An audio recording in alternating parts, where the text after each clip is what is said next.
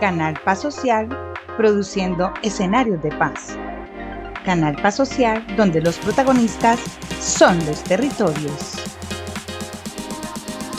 En el marco del Festival del Teatro de las Américas de la Universidad Santiago de Cali, el maestro Andrés del Bosque presenta su libro El payaso en la academia, manual para la risa.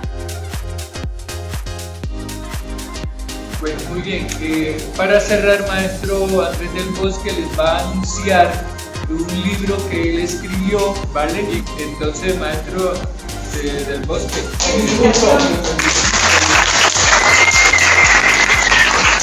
Mira, yo no voy a hablar de mi libro, sino que lo que voy a hacer es aplicar más bien la metodología que se expresa en este libro a los espectáculos que acabamos de ver. Entonces, aquí tenemos nosotros esta figura que alguna vez cuando estaba enseñando en la Real Escuela Superior de Arte Dramático de Madrid, entró un profesor y me dijo: ¿qué es esa figura satánica que tienes en la pizarra?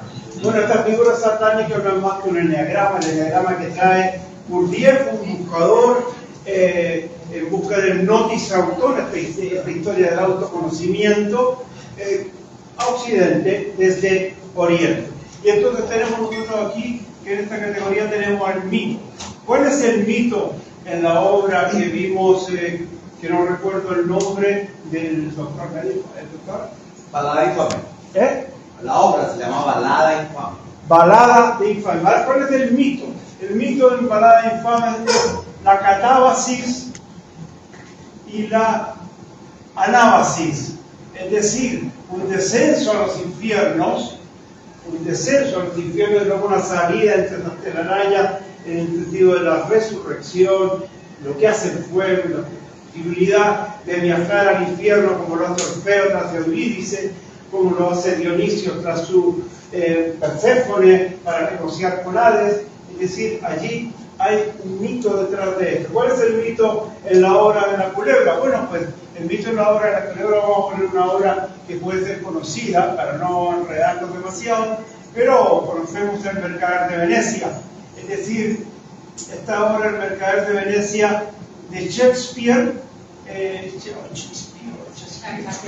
Mercader de Venecia, no vamos a poner entero, está contando cómo un acreedor es convertido en deudor. Finalmente, el judío que quiere correr una libra de carne termina diciendo: bueno, corte la carne, señor, pero si derrama una gota de sangre, usted pierde todos sus bienes, pierde la vida y póngase de rodillas a pedir misericordia.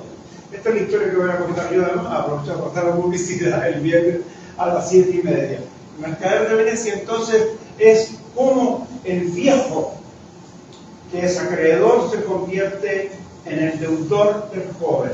Historia que va a estar presente en una novela de Carlos Droguet, por ejemplo, que se llama Matar a los viejos, o en una novela de Bioy Casares que se llama Diario de Guerra de un Cerdo. Y estamos viendo que de los viejos hay que deshacerse, ya son muy caras las pensiones, lo dijo la presidenta del Fondo Monetario Internacional, que no recuerdo el nombre ahora, pero recordaréis vosotros, la presidenta del Fondo Monetario Internacional. Demasiados viejos, demasiado caras las pensiones, la gente vive demasiado, hay que deshacerse de los viejos. En Madrid, en la residencia de ancianos, se les abandonó prácticamente a los viejos y se murieron muchísimos de jóvenes, ¿verdad?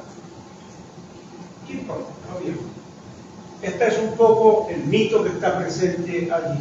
En el mito de esta última obra, ¿cuál es el mito? Parece ser que fuera el mito, vamos a ponerle noti se auton, es decir, la necesidad de no encargarle a unos superhéroes o a unos héroes de cómic el conocimiento, sino que el reconocimiento que el único realmente saber que necesitamos desarrollar es el autoconocimiento, observar. Es decir, que en la universidad a veces empieza a olvidarse. Por eso esto del payaso en la academia. El payaso nos recuerda que el conocimiento finalmente está vinculado también con el fracaso y el éxito de nuestra propia gestión existencial. Ese es el punto. Entonces, notes autón significa autoconocimiento, lo dice Sócrates. Entonces, aquí tenemos la otra obra, no lo veo que no lo vi, pero presumo que tiene que ver con el mito de Baumo, con el mito de la mujer que hace reír a Demeter cuando Demeter se deprime porque le han raptado a su hija Perséfone y se lo han llevado a los profundos infiernos, y entonces aparece una mujer que se levanta la falda y muestra la sonrisa vertical, y ese gesto se llama anasirma, sí es el nombre griego, es decir, es un gesto que produce tanto más escándalo que cuando se muestra el pene, no sé por qué, pero ese es el plano genital de las mujeres, el origen de la vida y el final también en la madre tierra de nuestra existencia. Entonces, este libro lo que está mostrando es simplemente unas categorías de análisis que nos permitan a nosotros manejarnos con soltura frente a cualquier obra y frente a la creación de cualquier espectáculo. ¿Cuál es el rito? El rito lo tenemos acá. ¿Cuál es el rito? El rito en esta obra de Catabas y Yanari tiene que ver con nuestros pañuelos. Tiene que ver con quitarse y desenmascararse. Son gente que se desenmascara. ¿Y dónde están? En el mundo de los muertos. Y desde el mundo de los muertos van alcanzando la vida. Si queréis ver el viaje al revés, también lo podéis ver. Catabas y Anabas. Entonces, el ritual es un ritual de vida, muerte, resurrección. Vida, muerte, resurrección. Y los pañuelos, ¿por qué estos pañuelos que son como símbolo de la justicia? Porque se está hablando de la justicia. ¿Y por qué estas máscaras, que son como las máscaras de Le Cruz, máscaras de invisibilidad? Porque privilegian el cuerpo, porque se está hablando no solamente del espíritu, se está hablando de los cuerpos que están cayendo, que están muriendo y que es necesario defender. ¿Qué pasa en esta obra del puro hebreo? ¿Cuál es el ritual? Bueno, pues sin duda cabe la voz humana de Jean Cocteau, es decir, en la incomunicación que finalmente trasciende, se comunica, ya no se respeta el espacio, ya terminan los tipos dialogando, como los diálogos de exiliado de Brecht. Es sencillo, como ritual, tiene que ver probablemente con stand-up comedy, o incluso trasciende esa cosa un poco banal que tiene el stand-up comedy, porque va penetrando cada vez más en algo que es bastante tremendo, y es reconocer que la deuda es igual a la culpa. Ellos lo dicen, en la obra están repitiendo permanentemente, echándose finalmente la culpa. O sea, ¿cuál es el ritual? El ritual es el ritual judeo-cristiano del chivo expiatorio. Mandamos una oveja al desierto que se salva y otra oveja la sacrificamos, le sacamos la sangre y la abrimos y que brota. Eso está presente entonces en este trabajo de la deuda y la culpa. No por nada los bancos nacen al lado de las iglesias, de las sinagogas y de las mezquitas. Es decir, ¿quién no tiene una deuda aquí? Levante la mano que no tiene una deuda. Uy, qué mentiroso. Deuda de todo tipo, ¿cierto? Deuda en el sentido emotivo, en el sentido espiritual. Bueno, este es el tratamiento. Entonces, también en el libro aparece este esquema que nos permite ir rápidamente, tanto creando como descriptando, analizando. Es un trabajo de análisis y síntesis lo que está descrito aquí. En el libro se describen 9 obras, que son obras que he realizado yo en la Escuela Superior de Arte Dramático. No me voy a poner a hablar de cosas que no he visto, prefiero hablar de cosas que he visto. Luego, en la obra de Notice Auto, ¿qué es lo que vemos? Vemos un viaje. Es el rito del viaje. Van viajando y van dando vueltas a los paneles uno. Todos están, los paneles no coinciden, porque en el viaje no todo coincide. En el viaje no todo es como nos gustaría que fuera, es como es. ¿Y cuál es el ritual? Ahí es el mensajero que llega a la oficina y dice, queremos plantear este proyecto, esta idea, esta historia, y dice, no nos interesa el proyecto. Se ríe, ¿no? El rector se ríe. ¿Cuál es el rito entonces allí? Saturno devorando a sus hijos. Es decir, todo lo nuevo no es tan, merece desconfianza. Que vengan a proponer cosas de abogados, una escuela de abogados aquí, además los abogados estudian las leyes, pero es que claro, se ponen a estudiar las leyes y terminan terminan explicando las leyes propias, de tu propia naturaleza, de tu propio conocimiento, de tu propia esencia, de tu propio discurso, y ese es tu problema. Y nos mantenemos en las leyes que son para nosotros, bien, pero si empezamos a entrar a las leyes que son nuestras, nos preguntamos qué hace ese señor viejo allí. No sé, que se ríe de todo. Bueno, pues entonces, como ese señor ha cometido antes un infanticidio, se ha deshecho, como en la Guerra Civil Española, de todo lo nuevo, de todas las leyes del año 36, de la educación nueva, de las conquistas de las mujeres, estamos hablando del año 1936, entonces nosotros nos deshacemos de todos estos jóvenes, de todas estas personas que vienen a proponer cosas nuevas y las destruimos. ¡Pum! Pero se acabó. Y una vez que hemos cometido el infanticidio, ¿cuál es la respuesta? Pues el parricidio. Vamos a matar a este viejo así, a todos los micrófonos. Hay que matar a todos los viejos. Y así existen rituales, muchísimos. Qué pena. Es que tengo que ayudar en la Claro, hay que estar en todas partes. El mito de aquí y allá. Ya nos vemos. Ubicuidad necesaria. Entonces, aquí tenemos, ¿no es cierto?, cómo se opera, cómo opera el asunto. Y las máscaras están acá. Máscaras. O sea, personal, la idea de personaje, que tenemos la idea de máscara. Aquí, cantados y llenados, así se desenmascaramiento. Los vivos y los muertos van recobrando vida, van recobrando máscaras. Se buscan los desaparecidos, se buscan los rostros de la gente. Aquí en la deuda, pues qué máscara, el viejo y el joven. Hay que deshacerse de los viejos. Muerta los viejos. Relativo que nosotros le tengamos que pagar tanto a los que nos dan el conocimiento. De hecho, hay un mito que cuenta la historia de que en Irán se deshacían de los viejos y los tiraban por una cascada, como en la balada de Narayama. El viejo se les tira por un precipicio para abajo. Y van los mismos viejos allí, ¿no? No me cuesta nada invitarlos hacia el lugar. Y allí los tiran. Hasta que un día uno de ellos queda colgado de un árbol. Y el hijo le da pena seguir empujando a su padre hacia abajo y empieza a alimentarlo todos los días. Y como iba a ver a su padre, le contaba los problemas que generaba en la ciudad, y como él participaba de la política, llegaba con soluciones que el viejo le contaba porque les había pasado, soluciones que eran interesantes, que eran realmente un avance para ese pueblo.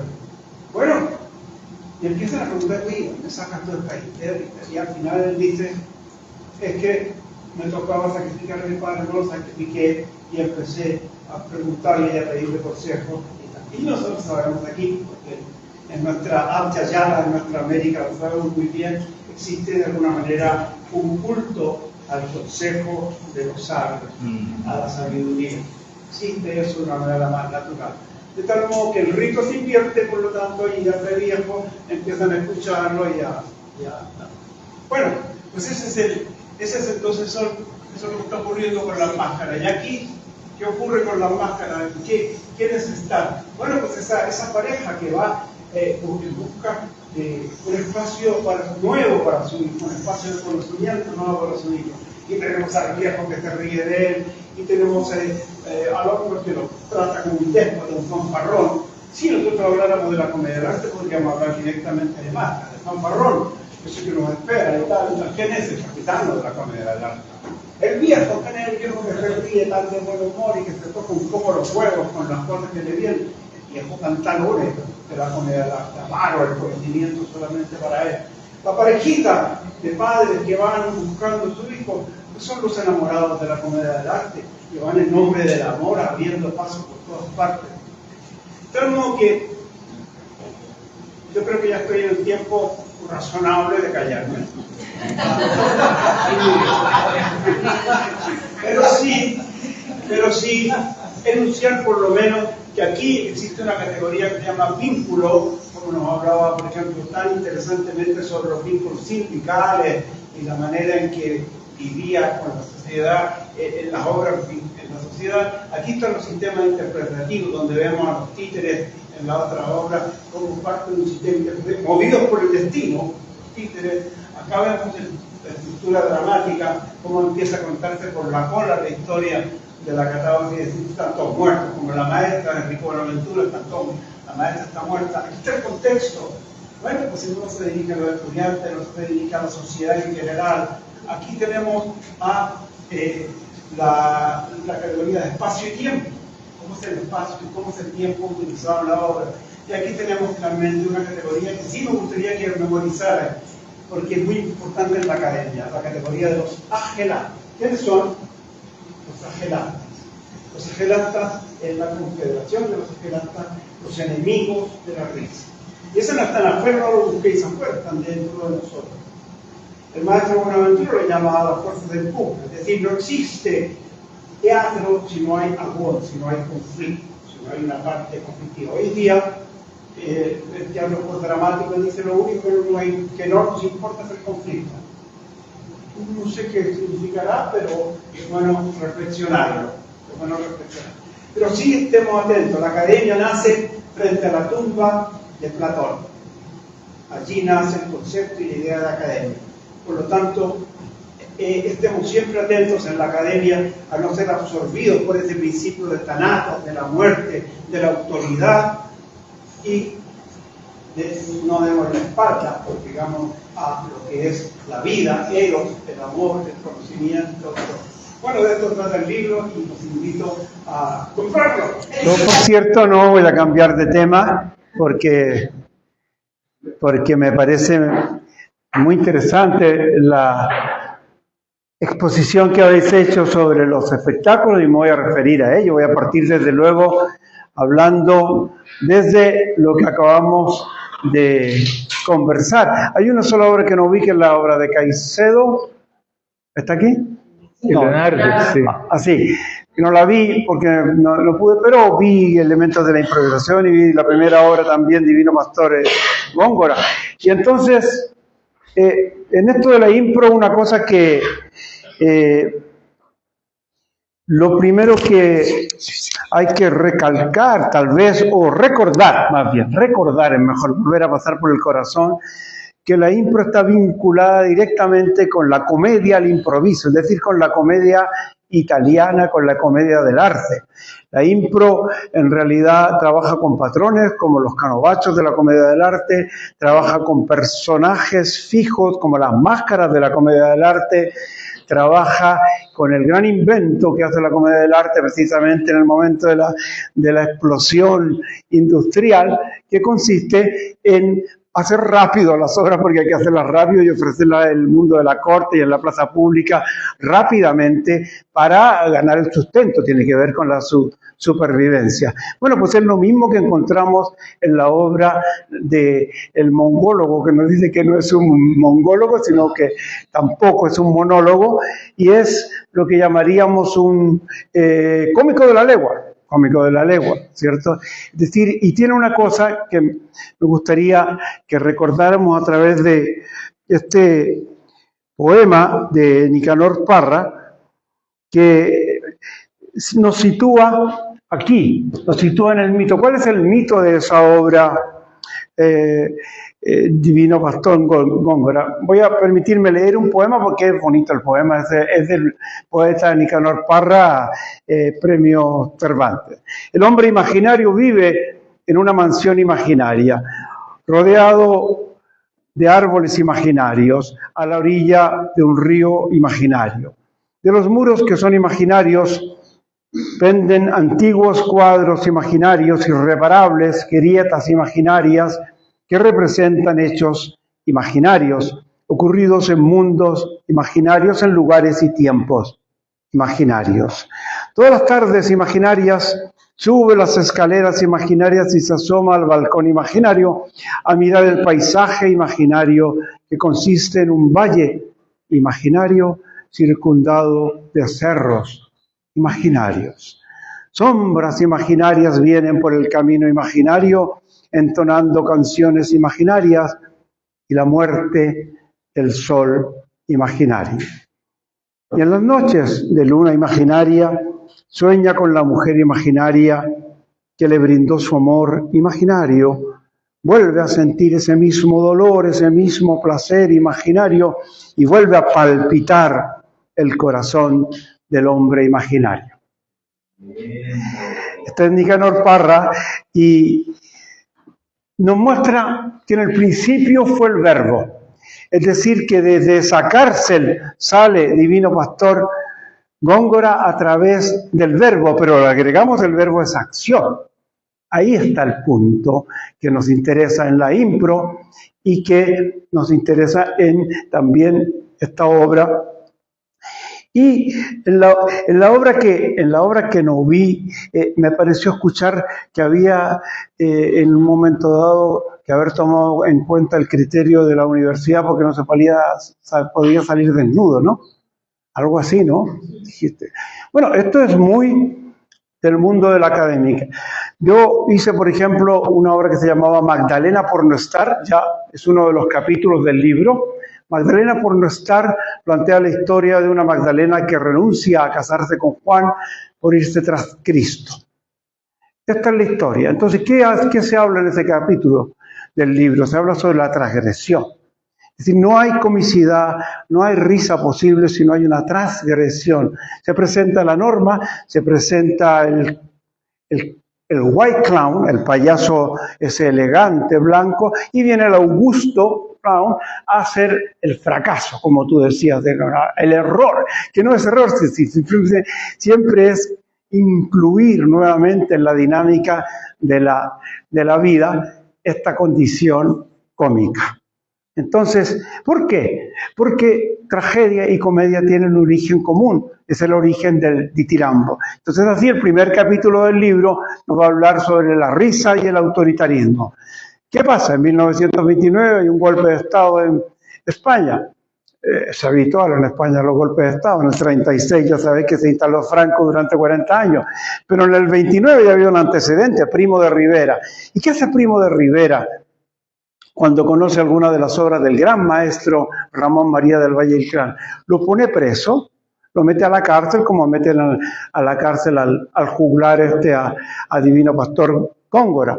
¿Y cómo de alguna manera sale el maestro Valle Inclán de allí, de Cintuerto? Bueno, a través del lenguaje, pero el lenguaje es acción.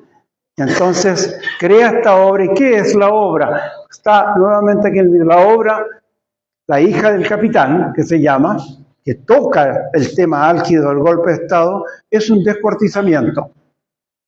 Un capitán en la guerra de Cuba le da de comer a la tropa las tripas de un preso político y el cuerpo entero. Es decir, como se brinda Cristo, pero de una manera brutal, es decir, ejerciendo su autoritarismo. Y ese sargento tiene una hija, y entonces cuando llegan los generales a la timba venidos de la guerra de Cuba, que vienen derrotados, borrachos y a jugar a las cartas, ocurre que en ese lugar está la hija del sargento, y la hija del sargento tiene que brindársela al general. No quiere ella quiere huir a través de un golfo. ¿Cómo lo hace para huir de esa cárcel del amor? A través del lenguaje nuevamente, a través de un golfo, uno que es un afilador de cuchillos y tal, pero que tiene muy buen verbo, y entonces se va y va aliándose con él para huir de eso. ¿Qué es lo que ocurre? Matan a uno que no tiene que ver nada absolutamente con el drama pasional, que es el Pollo de Cartagena. El Pollo de Cartagena lo descuartizan el ejército, y a partir de ese crimen pasional se justifica un golpe de Estado para que no se hable mal de que el ejército y la gente y los militares que vienen de Cuba están comiendo, jugando la timba, tomando y follando y haciendo lo que se les da la gana, totalmente fuera de la ley. Entonces, esta historia que nos escribe Valle Inclán nos muestra a un ejército corrupto, a un ejército que es capaz de descuartizar, pero al mismo tiempo nos está mostrando y haciendo vibrar la manera en que se comparte ese cuerpo del muerto, la manera en que ese chivo expiatorio se utiliza para enfrentarse de alguna manera al autoritarismo. Esto es entonces la risa y el autoritarismo, que es uy no, por favor, Un ratito, por favor.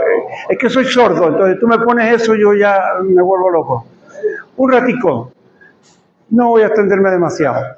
Entonces, la risa y el autoritarismo está en ese primer capítulo presente. Más adelante, Magdalena por no estar, está la transgresión de esa condición. En el último capítulo nos vamos a referir al misterio bufo. ¿Qué hace el misterio bufo de Dario Fo?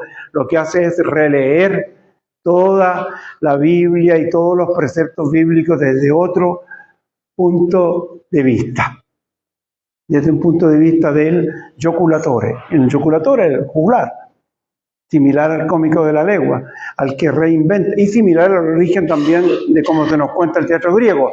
¿Quién es Tespis? Tespis, el primer actor del que se nos habla, utiliza máscaras, como utiliza la máscara el divino pastor Góngora de Arlequino, o como utiliza la máscara del amujerado, que es una especie de Pedrolino en la comedia del arte, y cómo va utilizando la máscara del alcalde, que es una especie de pantalones, o tal vez un dottore gruñón, con una labia imparable. Y entonces las obras de teatro tienen una cosa que se llama, que llamó Goethe, antes de escribir el Fausto, el Urfaust. Es decir, el teatro no se hace primero con literatura dramática, el teatro se hace en los escenarios, se inventa en el escenario y entonces de ahí aparecen los grandes dramaturgos, los grandes creadores del teatro. Es decir, antes de Plauto y Terencio y antes de Aristófanes existía ya una clasificación extraordinaria que se llama los caracteres de Teofrasto, en los cuales se va a basar después el maestro Oscar Ichazo, que trae a Gurdjieff a Occidente y que luego lo desarrolla Claudio Naranjo a través de un texto que se llama El Eneagrama en la sociedad, donde nos habla de los caracteres de Teofrasto, son 9, claro, de los caracteres de Teofrasto, y nos habla de la comedia del arte, señores. Es decir, tenemos nosotros, a nivel de la terapia y de la psicología transaccional, tenemos nosotros ya un gran insight en el trabajo teatral. Y es curioso porque hoy día se habla mucho en las terapias, el libro también toma esa temática y lo único que yo hago es aportar nuevas categorías dentro del eneagrama. ¿Cuál es el rito en Divino Pastor Góngora? Es un tío que intenta liberarse de la cárcel a través del lenguaje. Lo mismo que hace el pueblo de Villanueva de la Vera en España cuando es acusado por la Inquisición de matar un hombre todos los años. Colgarlo, quemarlo. Y ellos dicen, un momento, por favor, permítanos ir a la Inquisición de Llerena, donde estaba el tribunal de Llerena, un tribunal pesado, y representar nuestra farsa. Y ellos van y representan la farsa y muestran y queman a un pelele de carnaval. Muestran al Peropalo de Villanueva de la Vera, que es como nuevamente Divino Pastor Góngora, el peligro de la castración. Está tocado allí también ese peligro. Se metió con una, se metió con otra, se metió con la sobrina del inquisidor, pues le cortan el falo y por eso se llama Peropalo, privado de falo. ¿Y cuál es la estrategia de ese pueblo de Villanueva de la Vera? La estrategia consiste en aceptar todas las culpas. Sí, señor, somos ladrones. Sí, somos avaros. Sí, somos unos desgraciados y no tenemos moral. Sí, pero no matamos a nadie.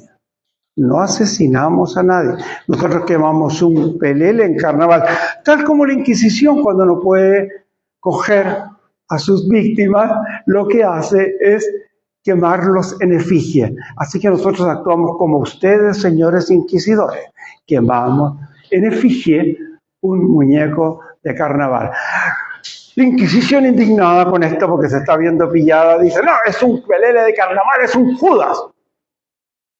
Claro, porque si es un pelele de carnaval, es el mundo al revés. Pero si es un Judas, tenemos a quien culpar. Es un traidor. Y entonces tenemos un culpable. Y a la Inquisición le interesa seguir perpetuando, a pesar de que se acaba en 1874, me parece, seguir perpetuando eternamente la culpabilidad. que es lo mismo que nos cuenta René Girard. También está tocado en el libro, en una obra que se llama, en un capítulo del libro que se llama Mujeres ante la tumba, que es una obra de Michel de Gelderode, cuando vemos salir a Cristo resucitado. ¿Quiénes lo acompañan? Las mujeres. Ya se desaparecieron todos los hombres, las únicas que están son las mujeres, porque el origen de la risa es femenino. Lo dejo ahí, no lo voy a explicar. Y entonces tenemos a este Cristo totalmente abandonado y saliendo de la tumba. ¿Y qué es lo que dice Cristo cuando sale después de los días infernales que vive allí y después de resucitar? Dice: señores, está todo pagado, no hay culpa. Cristo, curiosamente, es el que acaba con el sistema de la culpa y inaugura un sistema que nos interesa mucho a nosotros, artistas cómicos. Siempre hablaba de la tesis doctoral.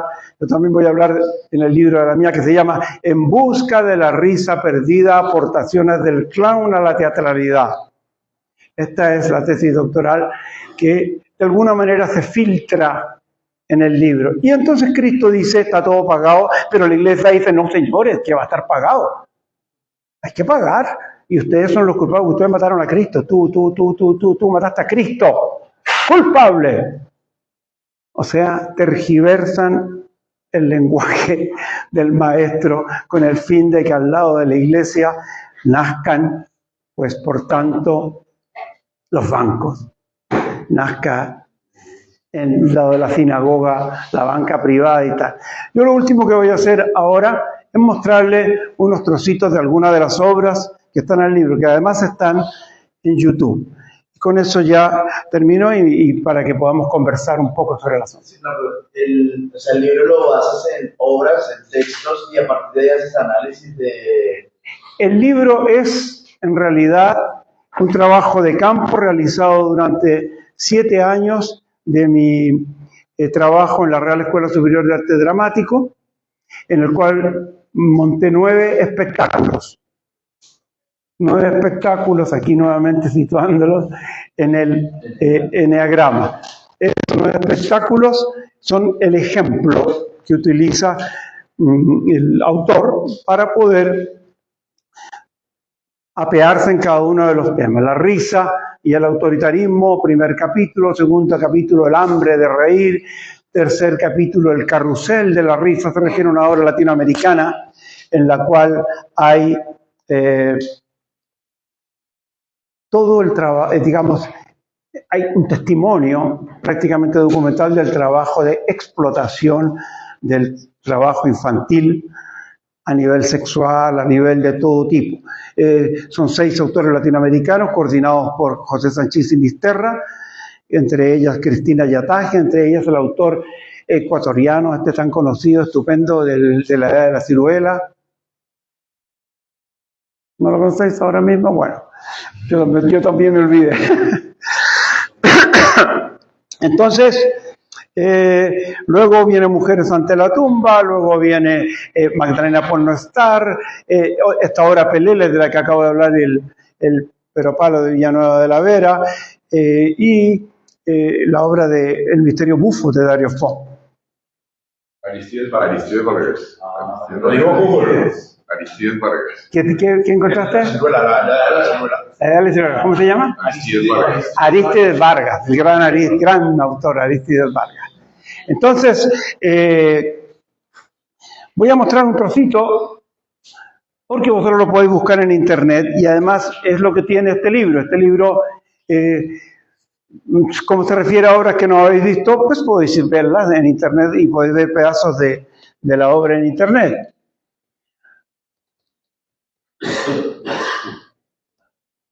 Aquí está.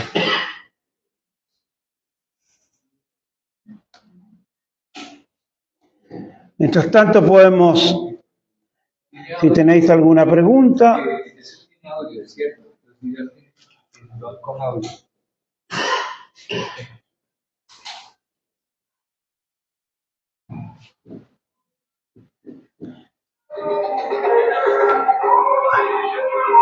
No sé si se puede apagar un ratito la luz.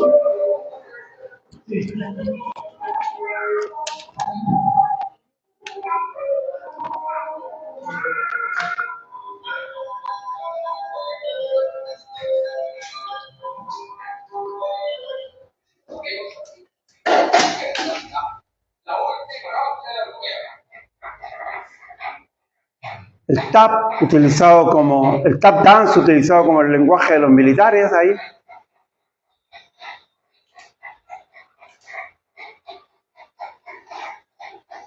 Y luego lo que veis ahí es la comparación del montaje con los espectáculos de clown clásicos que se veían en el Circo Medrano o el Circo Iber, en la época en que Fellini monta y Clun hace el espectáculo, o que Muskin hace en el año 69 aproximadamente la obra de Le Clown, la obra Los Payasos, que es una de las primeras obras que hace Ariane Muskin.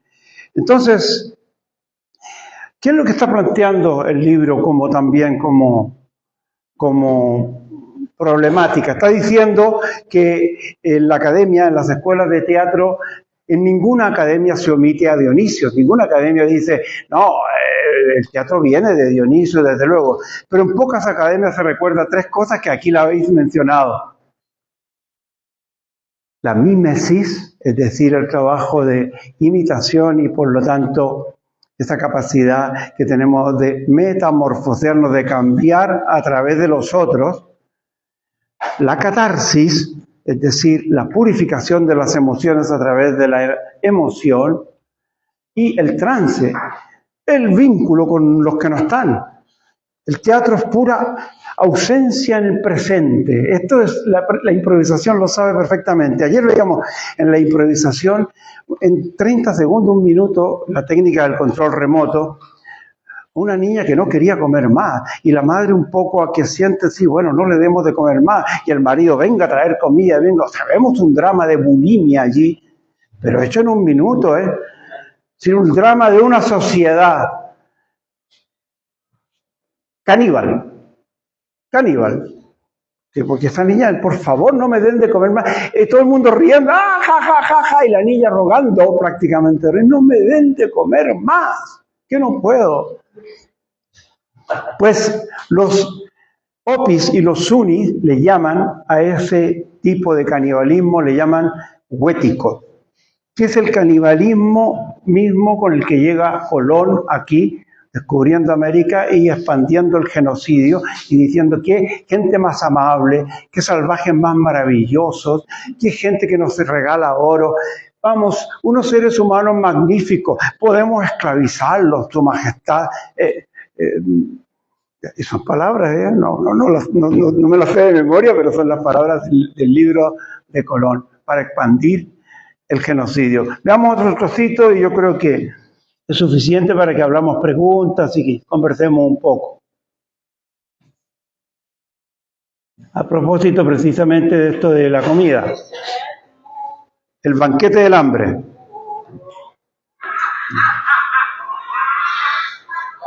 Basado en la orgía de Enrique Bonaventura.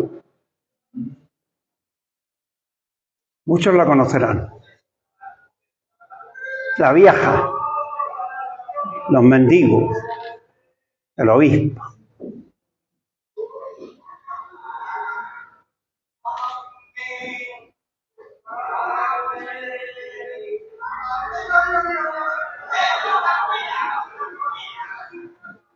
Vale, suficiente. Ahí es el capitano, era el que habla.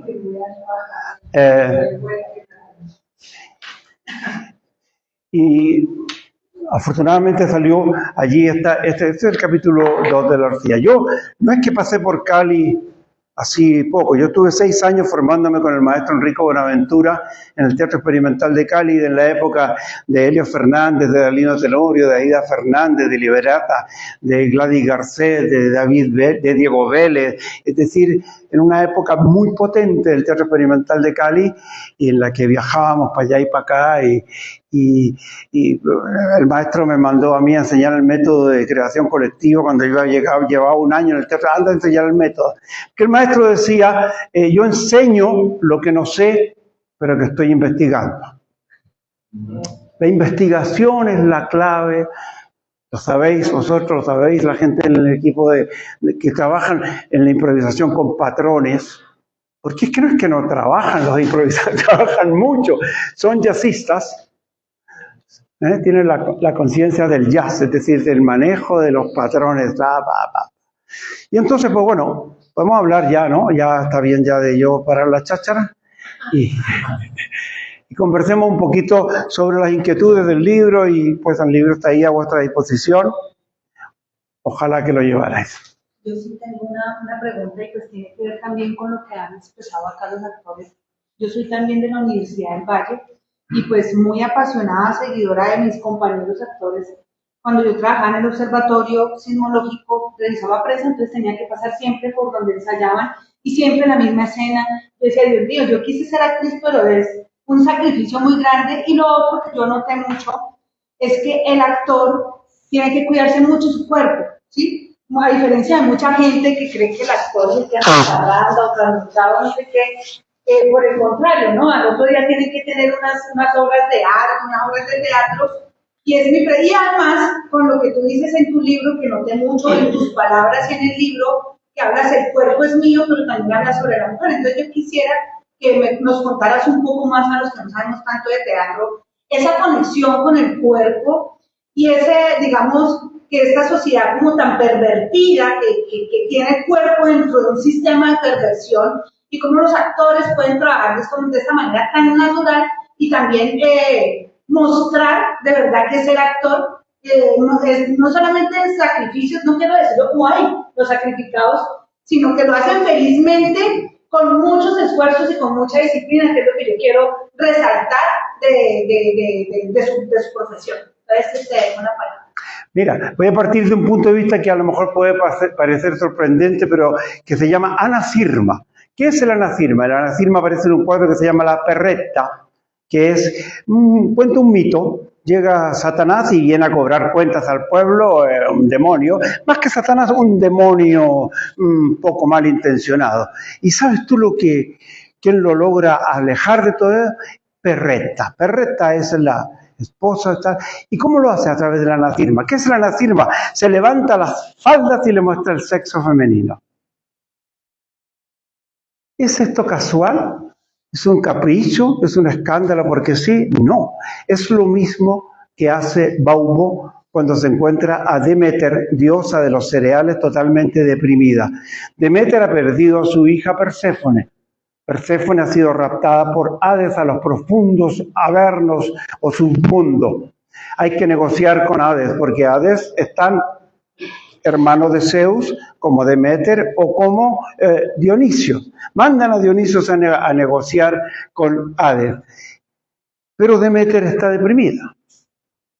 Y cuando te deprimes tú o yo, bueno, pues puede ser grave y tal, pero cuando se deprime Deméter, se acaban los cereales, se acaba la comida, se acaba el trigo, el mundo muere. Es una crisis universal. ¿Dónde se espanta la depresión de Deméter? Cuando aparece Baubo, una mujer que aparece en el capítulo del libro, Mujeres ante la tumba, donde iban todas las actrices, por eso te preguntaba lo de la censura, todas las actrices iban con la cara completamente cubierta, con gorro de obispo, con gorro, y miraban por las tetas. Esa sensibilidad que entienden mucho mejor las mujeres que los hombres que hay ahí en los pezones, una cosa que es capaz de percibir el mundo entero a través de esto. ¿Y qué hace Baubo? Quiere sacar a Deméter de la depresión. Pues cuenta chistes, se levanta las faldas y muestra la sonrisa vertical. Parece que la sonrisa vertical viene saliendo de la cabeza de Baco. Y por lo tanto vemos a una Deméter un poco fálica o dando a luz. No se sabe, porque una cabeza parecía un falo. Y entonces, este gesto hace que Deméter ría. Y cuando Deméter ría, su cuerpo entero ríe, su cuerpo entero danza. Y entonces va a hablar con Zeus y le dice, mira, tú eres hermana de Hades, yo también soy tu hermana, tú me traes a Perséfone aquí. Porque no tiene ningún derecho a violentarla, porque ella está mirando un narciso, viene, la violenta, se la lleva, tal. No, señor.